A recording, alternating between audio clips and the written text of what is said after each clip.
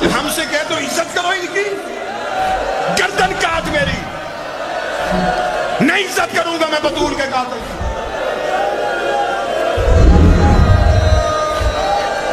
بھرے دربار میں مارا انہوں نے محمد کی بیٹی، چہرہ زخمی کیا انہوں نے محمد کی بیٹی۔ بولے زمانے دے گا بھلا کیا جواب تو محشر میں۔ اعوذ باللہ۔ موصوف کی جہالت بری گفتگو آپ لوگوں نے سماعت فرما لی۔ موصوف اب جو بات کر رہا ہے قیامت تک یہ ثابت نہیں کر سکتا کہ اس نے جو کہا کہ سیدہ کائنات کو قتل کیا گیا ہے، اور ساتھ ساتھ یہ کہا کہ ہمیں کہتے ہو کہ ان کی عزت کریں۔ ہم نے تو کبھی بھی آپ لوگوں کو نہیں کہا کہ آپ لوگ ان کی عزت کریں۔ آپ عزت کریں تو آپ کا فائدہ ہے، نہیں کریں گے تو جہنم کا ایندھن تم خود ہی بنو گے۔ لیکن ہم نے تو عوام کو بچانا ہے، عوام کو تو بتلانا ہے۔ ان کی شان تمہاری محتاج نہیں ہے، میرے رب نے ان کی شان جو ہے وہ قرآن مجید کے اندر بیان فرمائی ہے، اور ان کی شانیں رسول پاک صلی اللہ علیہ وسلم نے خود بیان فرما دی ہیں، اور ان کی شانیں اہل بیت نے بیان کر دی ہیں۔ وہ تمہاری شانوں کے محتاج ہی نہیں ہے۔ پہلی بات تو یہ ہے۔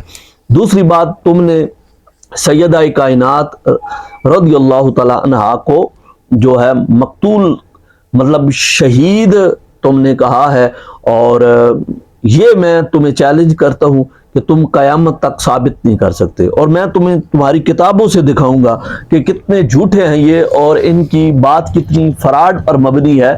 اور یہ دیکھیے گا، میں پہلے کتاب دکھاتا ہوں کہ حضرت امام حسین رضی اللہ تعالی عنہ نے، یہ ان کی معتبر ترین کتاب ہے، اور اس کتاب کے اندر یہ میں جناب جلد نمبر 1 ہے اور صفحہ نمبر 531 سے پڑھ رہا ہوں کہ ان ابی عبداللہ حسین بن علی قال لما قبضت فاطمہ دفنها امیر المومنین سرا وعفا علی موضع قبرها۔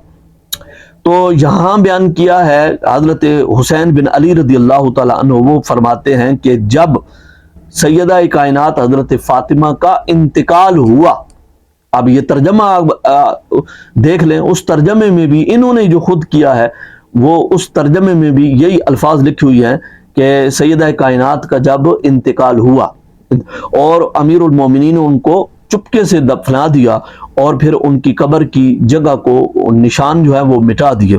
تو یہ ترجمہ جو ہے آپ بے شک ان کی اپنی کتب کا جو ترجمہ ہوا وہ بھی دیکھ لیں، وہاں جب بات کی گئی تو انتقال کی بات کی گئی، قتل کی بات نہیں کی گئی، اور شہید ہونے کی بات نہیں کی گئی ہے۔ اور میں اس کو پورے دعوے سے اور وثوق سے کہتا ہوں کہ خدا کی عزت کی قسم، ابھی میں ان کی بہار الانوار سیدہ کائنات کے حوالے سے جو پورا چیپٹر لکھا ہوا تھا اس کا میں مطالعہ کر رہا تھا، تقریباً 150-200 صفحہ بنتا ہے، 150-200 صفحے کا مطالعہ کر کے میں نے سب الفاظ جب دیکھے ہیں، ساری روایتوں میں جو الفاظ لکھے ہوئے ہیں وہ سارے توفیت کے الفاظ لکھے ہیں، وفات کے الفاظ لکھے ہوئے ہیں، اور اس کے علاوہ اور کوئی لفظ نہیں لکھا ہوا۔ اب دیکھیں کہ یہ روایت آپ لوگوں نے سب نے سنی ہے کہ جب رسول پاک صلی اللہ علیہ وسلم کے وصال با کمال کا وقت قریب آیا، یہ ان کی بہار الانوار جلد نمبر 43 اور صفحہ نمبر 118 پر یہ روایت آپ کو نظر آئے گی، دیکھ لیں۔ سیدہ کائنات پاس گئیں تو کان میں کچھ کہا، سرگوشی کی تو آپ رونے لگ گئیں، تو پھر نبی پاک صلی اللہ علیہ وآلہ وسلم نے ان کو جو جملے ارشاد فرمائے وہ ذرا سماعت فرما لیں۔ تو جملے ارشاد فرمائے، فقال لها ابشری یا بنت محمد بسرعۃ اللحاق بی فانکی اول من یلحق بی من اہل بیتی۔ تو آپ نے فرمایا، میں تمہیں، سرکار نے فرمایا میں تمہیں خوشخبری دیتا ہوں کہ تم بہت ہی جلد میری بیٹی میری اہل بیت میں سے سب سے پہلے جو مجھے آ کر ملے گی وہ تم آ کر ملو گی۔ اب یہاں پر رسول پاک صلی اللہ علیہ وسلم نے خوشخبری دی ہے، اور سرکار نے غم کا اظہار نہیں فرمایا۔ اگر ان کو قتل کیا جانا ہوتا تو رسول پاک صلی اللہ علیہ وسلم ابشری کے الفاظ کبھی بھی بیان نہ کرتے، ابشری کے الفاظ بیان کیے، اور سرکار نے فرمایا کہ تو مجھ سے آ کر ملے گی۔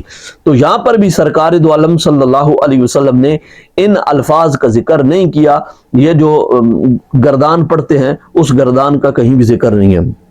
बिहारुल अनवार आगे सफ़ा नंबर 121 पे अगर आप देखें तो आपको मिल जाएगा कि लम्मा हज़रत फ़ातिमतुल वफ़ात, जब जो है हज़रत फ़ातिमा रज़ी अल्लाह तआला अन्हा की वफ़ात आई, वफ़ात जब आपने पाई, तो अब यहाँ पर भी वफ़ात के अल्फाज मौजूद हैं। आगे चलें तो इसी सफ़े पर, तो लम्मा मरज़त फ़ातिमतु मरज़तल्लती तुवफ़ियत फ़ीहा, तो जब हज़रत फ़ातिमा बीमार हुई तो आपने उसी बीमारी के अंदर वफ़ात पाई।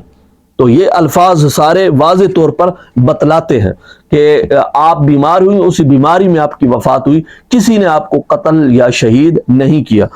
और आगे आप देखें सफ़र नंबर 161 और सफ़र नंबर 162 पे, तो जहाँ कहीं भी इनकी जितनी कुतुब है उन सारी कुतुब के अंदर आप देख लें कि जहाँ सैयदा कायनात के वफ़ात की तारीख है कि वहाँ जितने अक़वाल लिखी हुई है, पूरी किताब छानबीन कर ले। अगर जनाबी वाला झूठ हुआ तो मेरा इसी व्हाट्सएप पे बेशक आप मुझसे रब्ता कीजिएगा। यहाँ देखिए कि आप वफ़ात के बारे में लिखा, कानत वफ़ातु फ़ातिमा बाद वफ़ात नबी सल्लल्लाहु अलैहि वसल्लम। तो दूसरी जगह पर लिखा कि नबी पाक सल्लल्लाहु अलैहि वसल्लम की वफ़ात के बाद सैयदा फ़ातिमा की वफ़ात हुई।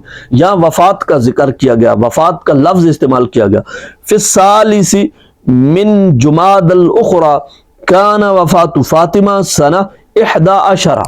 अब यहाँ पर भी सने वफ़ात को जिक्र किया जा रहा था, तो यहाँ पर भी वफ़ात लफ्ज़ का जिक्र किया है, कतला का लफ्ज़ जिक्र नहीं किया कि आपका कत्ल हुआ फ़लां तारीख को, आप जो है फ़लां तारीख को आपको शहीद किया गया। ऐसे अल्फाज आपको कहीं भी नहीं मिलेंगे। ये जिल्द नंबर 43 है, सफ़ा नंबर 161 और सफ़ा नंबर 162 पे आप मुलाहिज़ा कर लें। आप बाकी जगह पर भी देख लें तो मालूम हुआ कि इस बंदे का झूठ रोज़े रोशन की तरह वाज़े हो गया। जब तक इस तरह के तौहीन करने वाले लोग दुनिया में मौजूद हैं, अमन कायम नहीं हो सकता।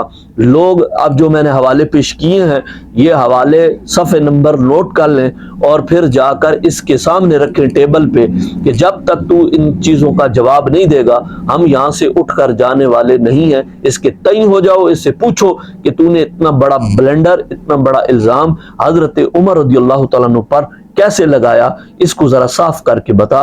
अल्लाह समझने की तौफीक नसीब फरमाए। वाखिर दवाना अल्हम्दुलिल्लाहि रब्बिल आलमीन।